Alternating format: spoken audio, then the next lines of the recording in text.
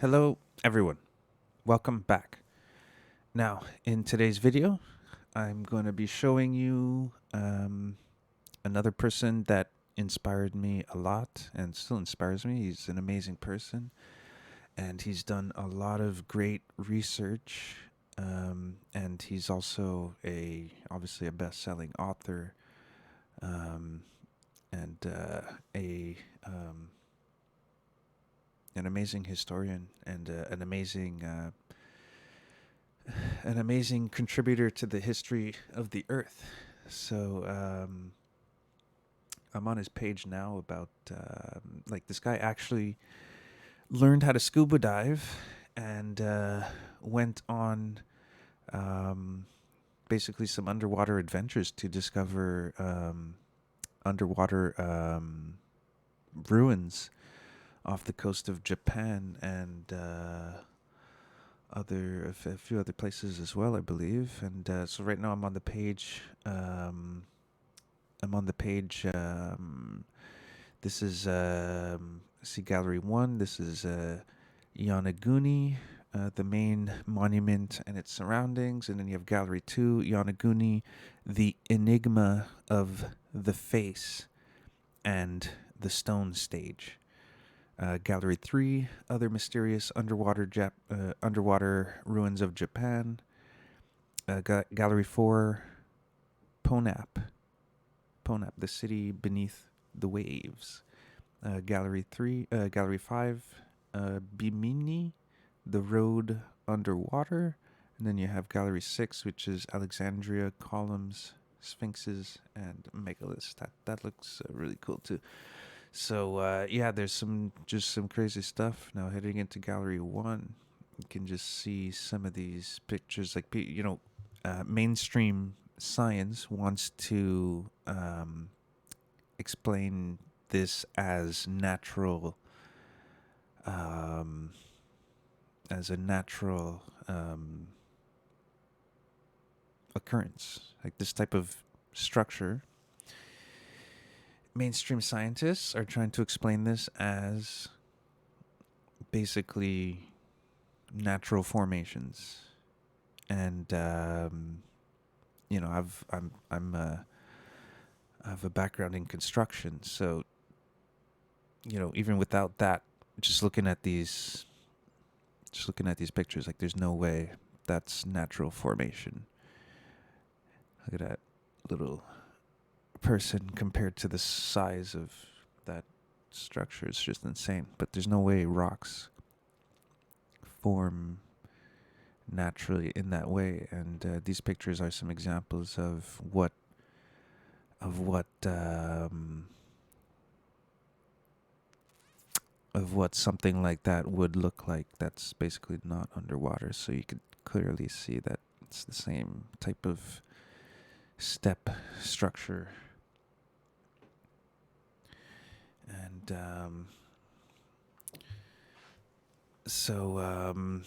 yeah, so that's just a perfect example right here of how clearly that's not natural formation.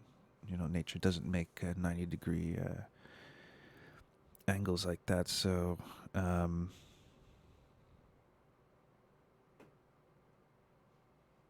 further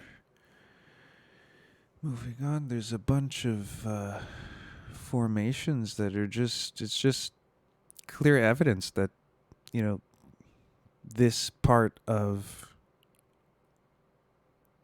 the world was exposed. This was above water at some point in history.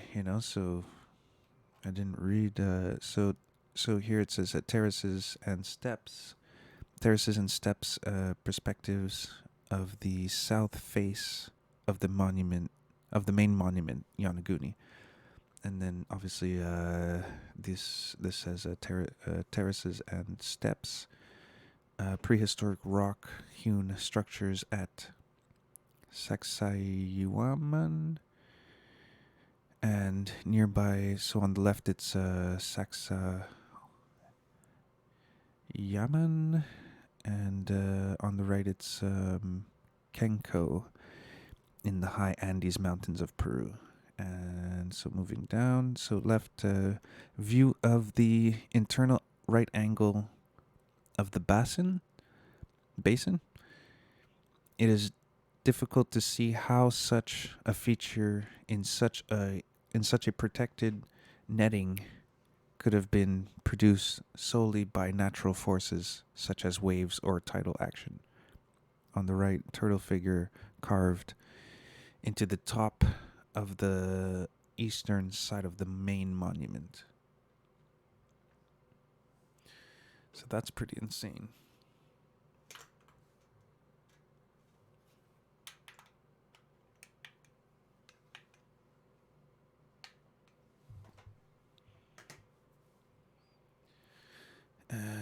Okay, so moving on. Two views of the basin, a pool-like structure near the apex of the main monument. It features a right-angled internal corner sheltered by surrounding elevations. It's just insane. You see Graham Hancock there. Graham Hancock diving in the basin at Yanaguni. It's insane.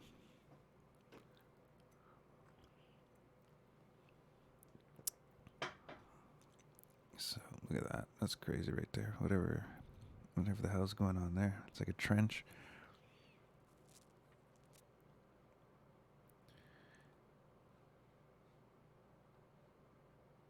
I wonder what they say about that. Second area of terracing, half a kilometer south of the main monument, found at the base of a sheltered east-west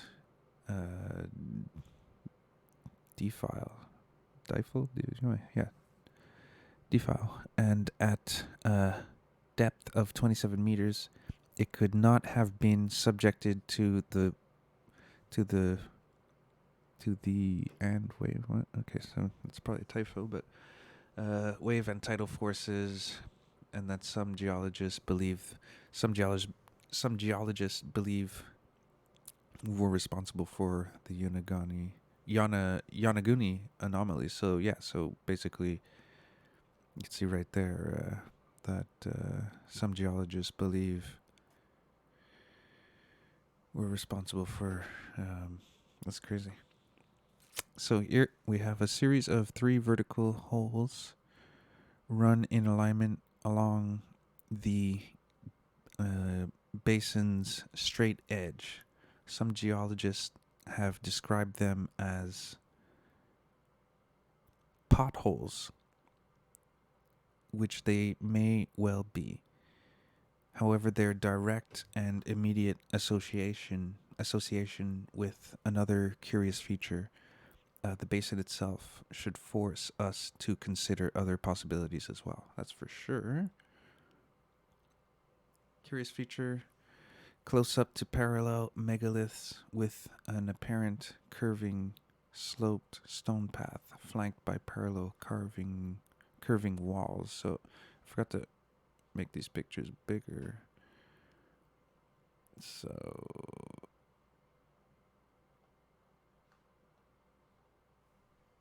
okay, I can't go left, right.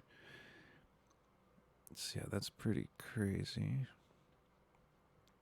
I mean, that's clearly not a natural formation. It's another angle. That's amazing to learn how to scuba dive, and I don't know if you learned how to scuba dive just to go there.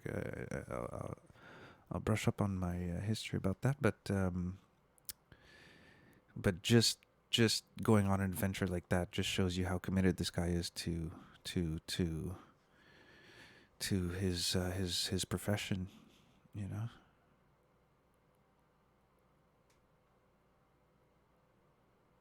Yeah, clearly something was going on there. So this is I don't know. It's hard to say. That doesn't really say much to me, but regardless.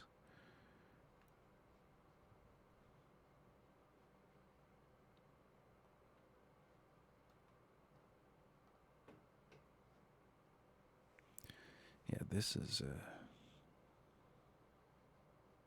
just imagine being down there, you know? Just imagine me down there scuba diving off the coast of Japan. I mean, I couldn't even imagine what the hell that's like.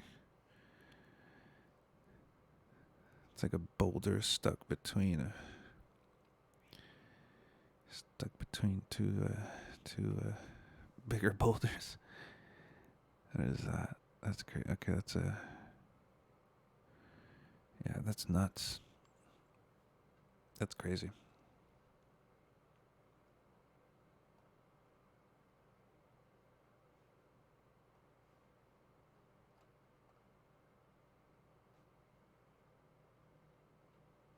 Wow. So that's just gallery 1. Gallery 2. Holy smokes.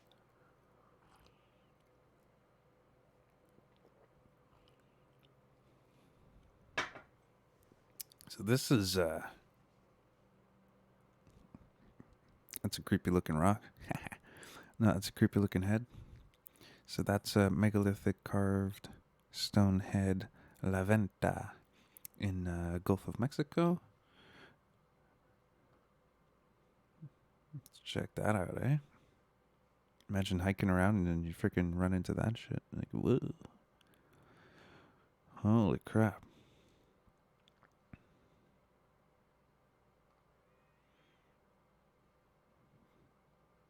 Crazy. So they believe that this is a similar structure under the water off the coast of Japan. Yes, that's quite good. Okay. Yeah, that's not natural. That's not natural. I mean, come on. Like, what's the idea to keep such a closed mind about that? I mean, look at how perfect that stuff is. Like, that's not natural. Look at that. It's insane.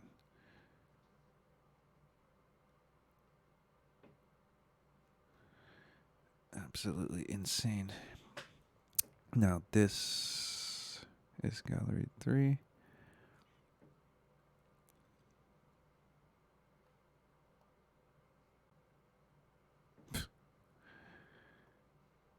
Crazy. Wow.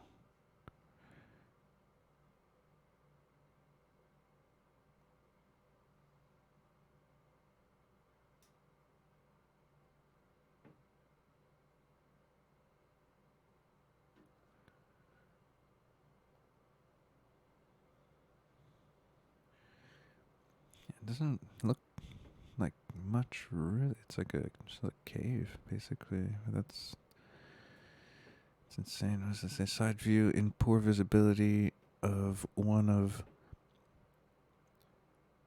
a series of step pyramids at between 15 and 30 meters. Wow. Imagine being 15 to 30 meters underwater off Chatan on Okinawa main island.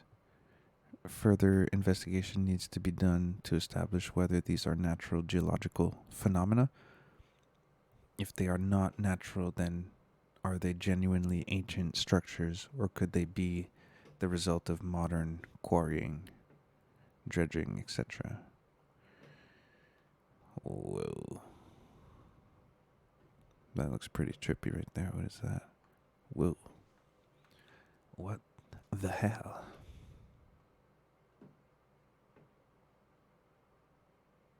Wow. Yeah, brave man, and his wife too. Also, his wife as well. Santa Faya. She's the one that took all the photographs. And yeah, just brave people. So here are some examples of Panope, I guess. Panope, the city beneath the waves.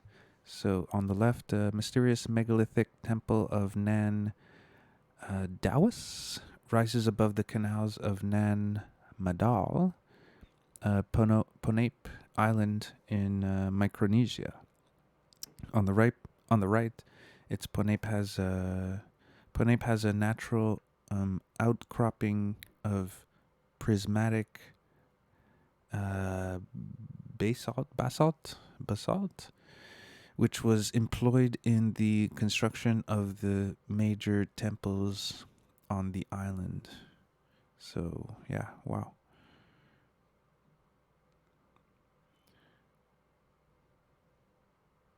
Wow, it's so beautiful.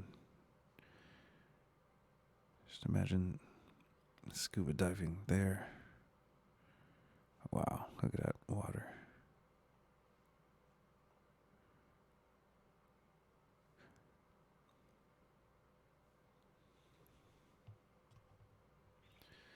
Yeah, that's crazy, crazy stuff. Crazy stuff, man. So what else is going on down here? Wow. At greater depths, strange shapes begin to appear. Man, that must be so freaky.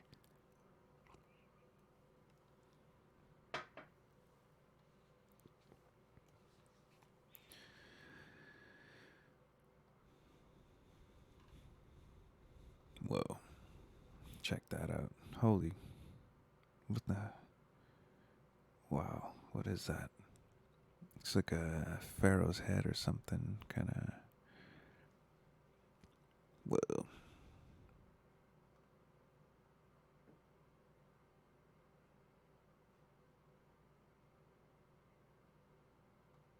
I don't know what that is.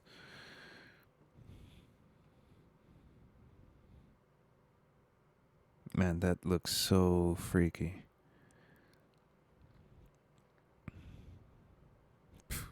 Whoa.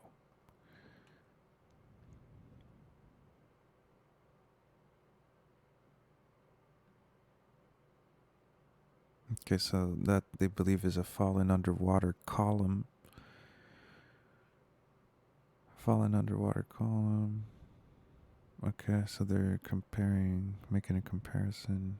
That's amazing, man. Okay.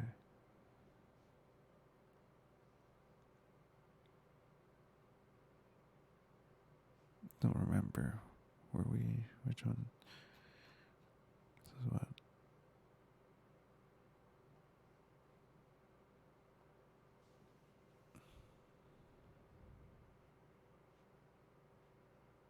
So these are aerial views of the so-called Bimini underwater road. At its southern end, it appears to curve into an inverted J. So left and right, Graham Hancock diving on the Bimini road. This guy's brave as hell, man. Check him out. His arms crossed. That's brave man, dedicated. That's dedication, man. Hard work and dedication right there. You know, you're definitely risking your life going on a mission adventure like that, you know. So, can't get more dedicated than that.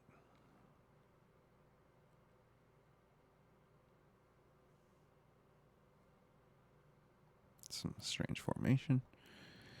This guy's whoa.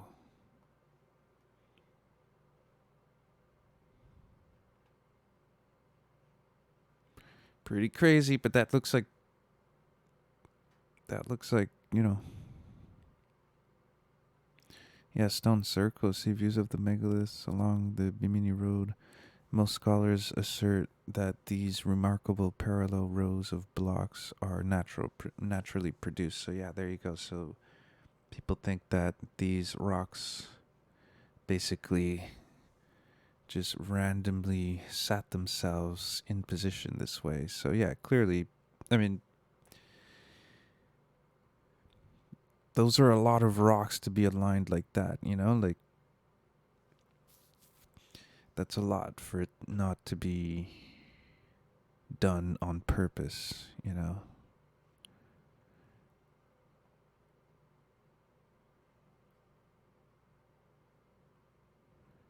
Like, there's a lot of them, you know. So, but, you know, to keep an open mind, for me, it's not too difficult to see, like, clearly this is not natural formation. Clearly this was done, who knows exactly what, at what point in history, but clearly this was done by some sort of intelligence. And, but I'll just go ahead and say, I believe that this was done by our ancestors. When exactly, I don't know, but this was definitely done by our ancestors whenever this part of the world was above water. Clearly, like, for me, it's not even difficult to see that. It's kind of obvious for me, so I'll just be straight up about that, you know. I mean, yeah. All of this stuff, for me, it's clear. This was done by our ancestors. This was done by an ancient civilization, for sure. Guaranteed.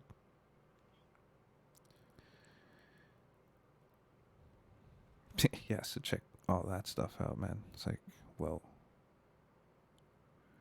it definitely looks like the fall of a dynasty.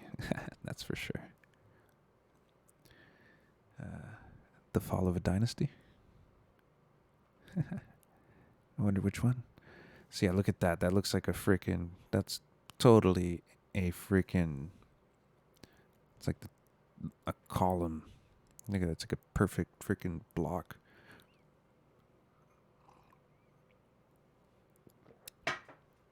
So, look at that. That's not natural. That's so crazy. To see that stuff, it just makes me so it's like magical to think about what it must have been like to be there whenever these were being constructed, what was going on, what the people were like, what the world was like, you know, what the sky looked like, what nature was like, you know. I love that stuff. So look at that. That's clearly that's human junk, my friend. It's definitely, look at that, perfectly, like it's a freaking giant column pole round that looks round to me. Look at that. That's freaking debris, man. That's clearly human junk. You know, blocks. More stuff. Wow. That's amazing. So I don't know how long this video's been so far, but either way, going back. So, just to show you more of Graham Hancock, I realized I didn't give him like a proper introduction, but, you know, feel free to obviously go and check out grahamhancock.com and check out all his work. He's obviously on YouTube. He's on all the platforms.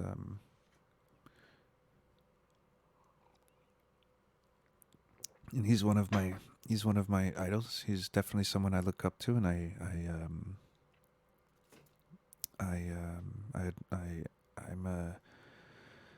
definitely a follower of his, and I admire his work. I respect his work a lot. I'm amazed by everything he's done. You know, right up to I mean, basically everything he's done. I'm a huge fan of. He has some fiction book, because he's an author. He wrote a lot of books, but he also wrote a few, at least two. I think he has at least two fiction novels, which is was it Supernatural? I don't War God. Maybe it's supernatural. Let's check that out. Maybe not. Hancock's.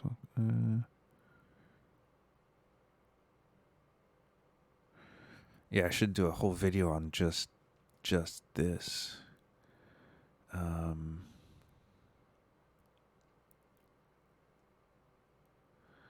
Wow, this is amazing. Okay, I'm gonna do a video just on this alone now.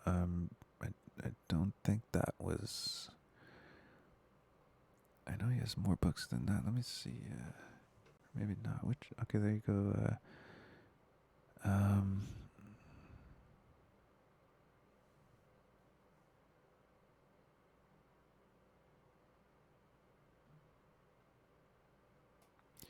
Yeah, the sign and the seal. Wow, these are. So I'm gonna do a video on each one of his books and kind of go over what they're about and why they're amazing, basically. So, so yeah, I'm just looking. Okay, I think Entangled. And I'll get back to you on that. Underworld. Man, all of his books are so amazing. Either way, he has a few. Fiction novels, which is cool too. But all of his books are based on. Well, I guess we could just kind of go over each one real quick. Why not?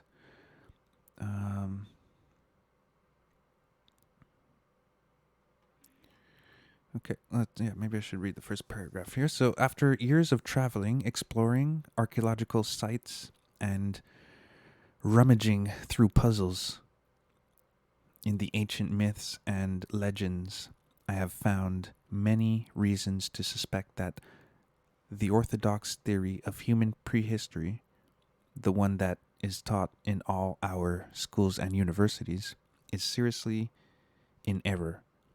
The theory that takes many different local forms with endless variations, but the backbone in all cases is the same. An entrenched belief system about the human condition and about our collective past, in which modern advanced civilization is seen as the product of thousands of years of linear social and technological evolution, onwards and upwards, as my friend John West likes to caricature the orthodox view from stupid old cavemen to smart old us.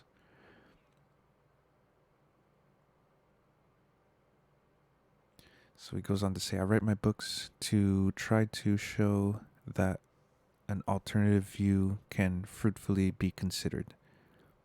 Exactly. And that's what I love about him, because so many scholars and researchers, historians and archaeologists, for some reason they don't, well, not for some reason, they want to stick to their narrative for whatever, minimal research that they did, and they want to stick to their narrative that they're already, that they already based their career off of.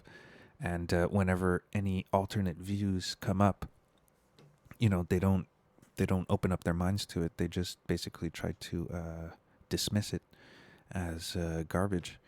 So, Graham Hancock always has stuck his neck out and done the real research, boots on the ground kind of research, and he's just contributed so much to the the true history of the world, and the ancient civilizations that were here before that were here before history was even recorded. So they remain nameless, and for sure the way history has been manipulated, there's probably so many for all the research that he did and everything that he's found, there's probably so many things that we haven't even heard of that are untraceable, that because the history has just completely been erased. So it's just amazing. So I don't know if this is in order. I'm guessing this is his first book. So, Journey Through Pakistan, 1981. So, yeah, it's good. By Graham Hancock, Mohammed Amin, and Duncan Willits. So, that must be his first book. Ancient and mysterious for centuries, the land which is now Pakistan has attached scholars and mystics, adventurers, and mercenaries. Up its craggy defiles have climbed such warrior as Alexander the Great and Genghis Khan in such of plunder and glory. More peacefully, its cities of Harappa and Mohenjo-daro were at the heart of the great Indus Valley civilizations over 4,500 years ago. Should I bother reading all of that? Anyways, you guys could check this out yourselves. That looks like pretty cool. I don't know if there's the audio books available, but either way, I'll do a video on this, and I'll kind of extract all the interesting PowerPoints, and I'll make a video on definitely this book and all of the rest of his books, because they're all worth bringing back to the surface for sure, and kind of reevaluating his work. Not that I'm here to evaluate his work, but kind of just bring up stuff that he's done in look at that, like 30 plus years ago, and see how relevant it is today.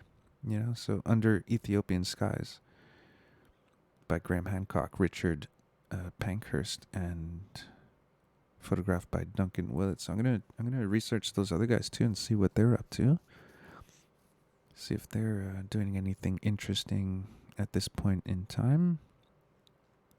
2022. So that was Under Ethiopian Skies. This is Ethiopia, the Challenge of Hunger. Crazy.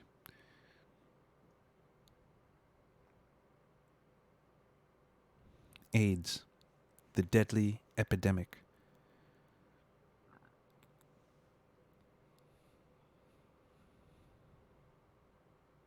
Crazy. Yeah. Can't wait to do a video on that one, just to kind of see how that relates with what's going on today with the, you know what. So, yeah, that's that. Lords of Poverty. Lords of Poverty is a case study in betrayals of the public trust. The shortcomings of aid are numerous and serious enough to raise questions about the viability of the practice and its most fundamental levels. Hancock's report is Hancock's report is thorough, deeply shocking, and certain to cause critical reevaluation of the government's motives in giving foreign aid and of the true needs of our intended beneficiaries. So yeah, I can't wait to do a video on this, because clearly, look, this was in 1989, and definitely not much has changed since 1989. All this foreign aid apparently that we're supposed to be providing, and nothing has changed since 1989. I don't want to say nothing's changed, but definitely, their promises were not fulfilled, to say the least. So, next is African Ark, Peoples of the Horn. That looks interesting. So that's by Graham Hancock, Angela Fisher, photographer, and Carol Beckwith, photographer as well, I guess. I don't know. So two talented photographers focus on the Horn of Africa, an ark that shelters an astonishing variety of landscapes and human societies, starting with the Christian Amharas of Lalibela and Axum of the Fallacious of Lake Tana, they complete an arc that takes them to the seacoast of Eritrea, Djibouti, and Somalia. As far south as Lamu in Kenya, and finally to the remote peoples of the southeast who still engage in stick fighting, body painting, scarification, and the wearing of lip plates. Okay, yeah, those guys. Other handsome peoples they depict include the desert dwelling Afar, Baya, and Rashida, the Somali nomads of Ogaden, and the ecstatic Oromo, formerly Gala, pilgrims of the Bale Mountains. As in Beckwith and Fisher's previous award-winning books, Maasai and nomads of the Niger, their magnificent color photos, 240 of them here, are the glory of this beautifully designed volume. Hancock's Ethiopia, Hancock's Ethiopia, useful if uninspired text, covers indigenous societies, cultures, crafts, religions, sacred places, dances, and cycles of life and death. Crazy stuff. So this guy's been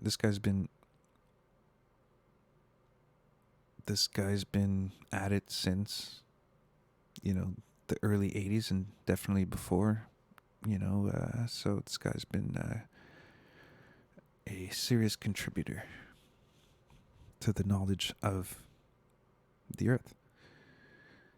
So here's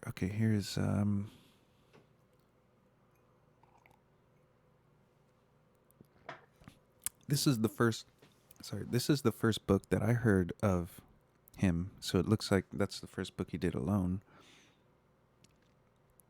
So this is it's called The Sign and the Seal. So this has to do with Ethiopia as well, I believe. So a journalist and travel writer in the company of the Ethiopian government in the early 1980s, here's mentioned that the great lost treasure of the Jewish race, the Ark of the Covenant, in which Moses placed the Ten Commandments, is reputed to be held in a church somewhere in Ethiopia.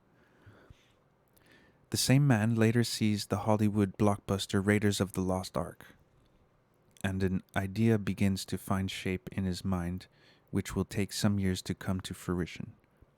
In 1989, at Chartres Cathedral, France, he is drawn to a small, seemingly insignificant carving which mysteriously hints that the tale he heard in Ethiopia may be true. That the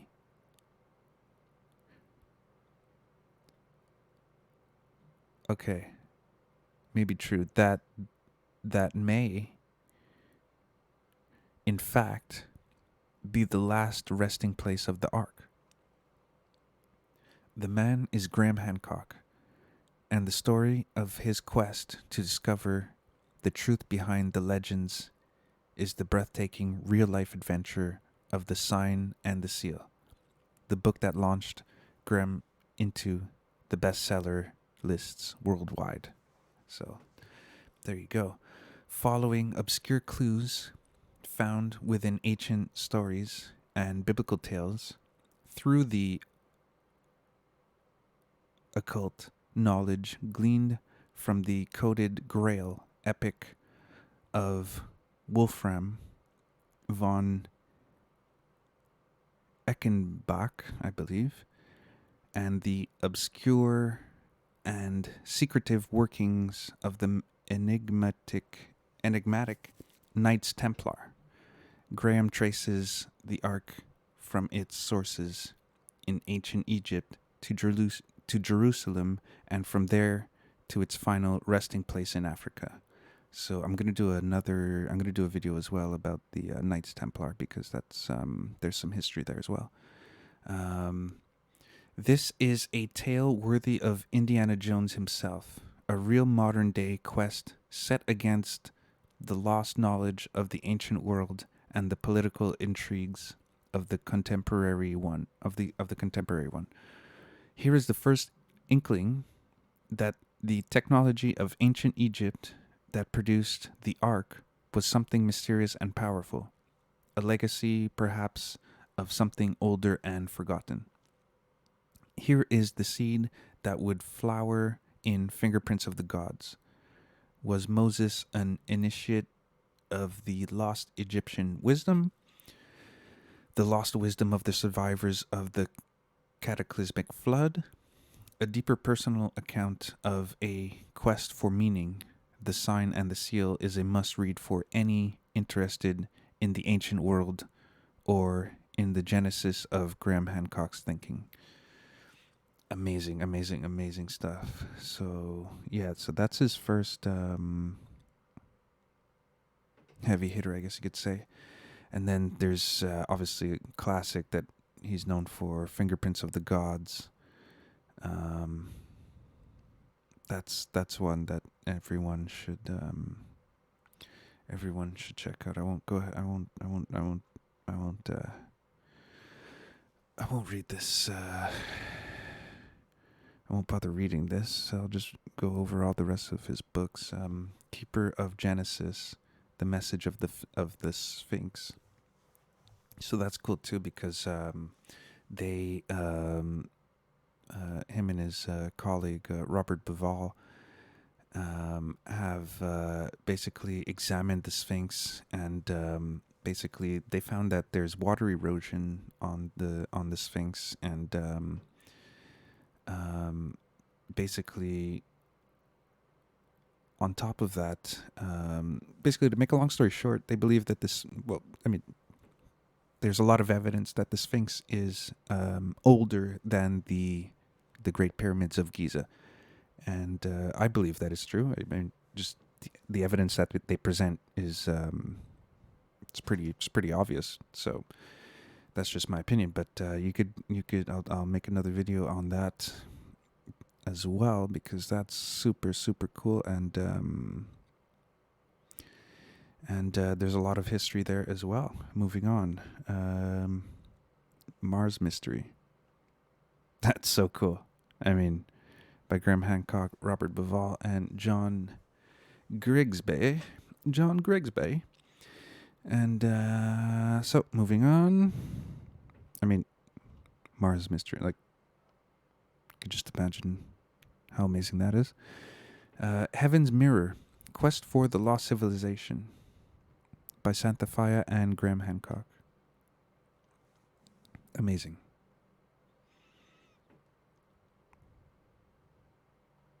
Okay, so here's Underworld. So here's the book he wrote about his underwater adventures, exploring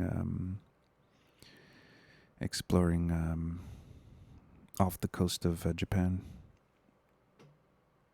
Amazing. Moving on. After that,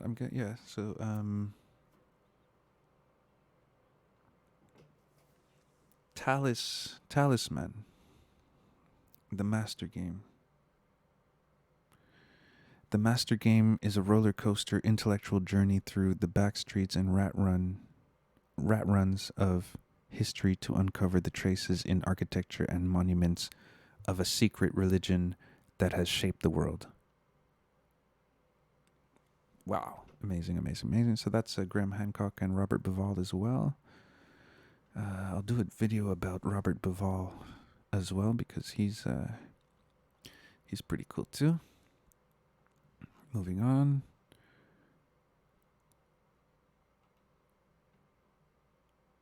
Okay.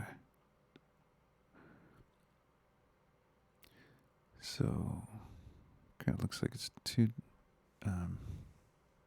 So the master game refers to a scheme or game played on the world stage to bring about a world order governed by a lofty goal, which today we term the Masonic ideal. Okay, so yeah, that can't wait to do a video on that one. Next.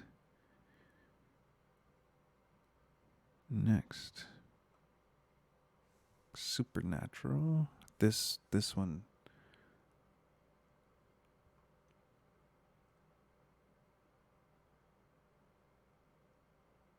Oh, nice.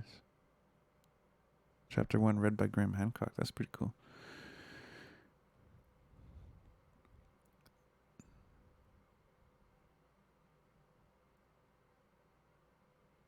Wow. Amazing. So that's one you guys should definitely check out. Supernatural. I'll do a video on that. Supernatural. So Entangled.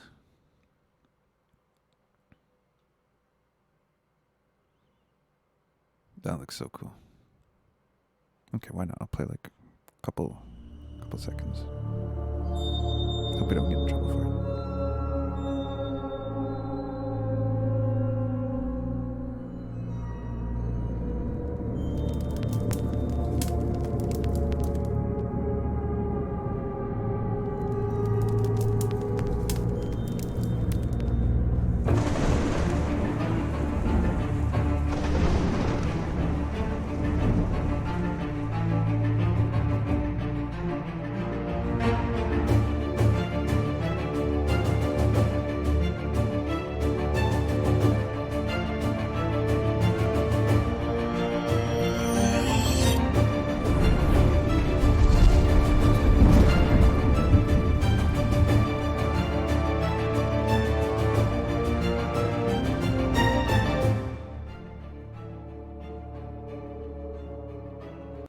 So yeah, I think that's his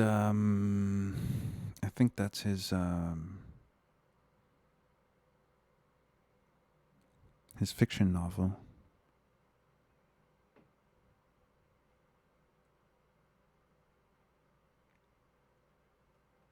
It must be so cool. So moving on.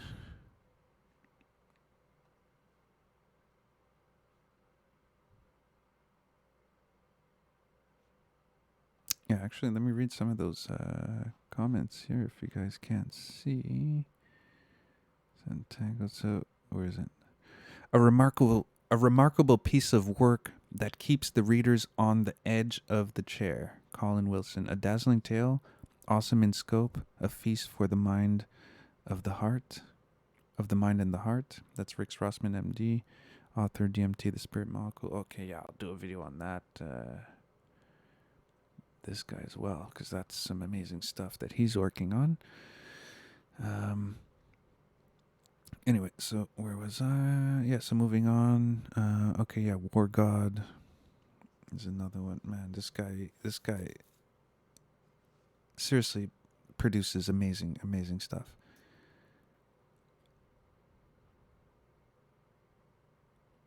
On such a consistent basis as well. It's crazy. So I'm not going to play too many videos because I don't know how legal that is. Looks like there's another War God. Okay, so that's, I don't know. Whatever. So Divine Spark. 2015.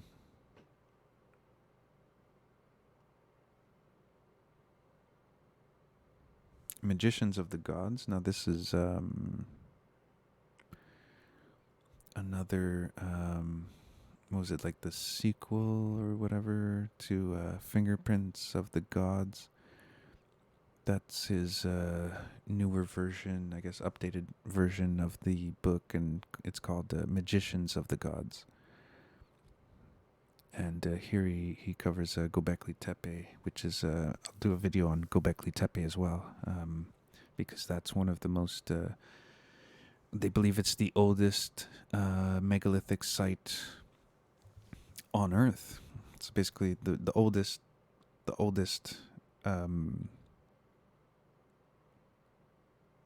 structure made by, obviously humans or something in the world ever found. So yeah, older than everything else, older than the pyramids, older than everything. Moving on. So it looks like there's another war god, Knight of Swords. So yeah, I'll brush up more on what war god is about. But that looks pretty amazing. Okay, it's about the Cortez and the conquistadors, and okay, oh man, that must be so cool. So, and I believe his latest book is America Before: The Key to Earth's Lost Civilization. Amazing stuff. There's the audiobook. So I'll leave these links in the description, or maybe I'll just leave a link to Graham Hancock's website in the description of this video, and you guys could check him out yourselves. But there's just so much to. I mean, his website is pretty basic there, but good content, and you can grab a lot of ideas and then go check that out in YouTube and kind of explore these ideas and see what you find. So that's pretty cool. So that's Graham Hancock. I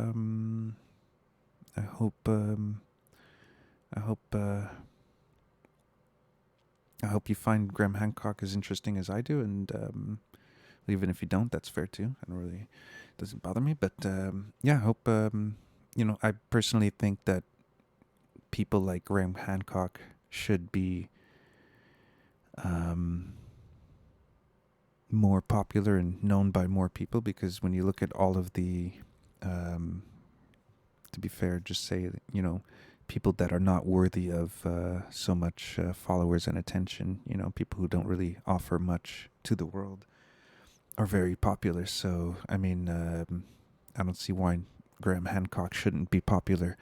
So but it's for people, humble people like us, to kind of promote people in this world that are doing great work, and spread the message and keep fighting the good fight, and because everything this guy's offering to the world is just for our benefit, to know our true history, and it's knowledge is power, and so on. So that's how I feel. So that's Graham Hancock, everybody. Thank you for watching. If you made it to the end of the video, thank you very much. I appreciate it. And I'll be doing some giveaways soon and some cool stuff for the community. And I'll see you in the next video. Thank you for watching.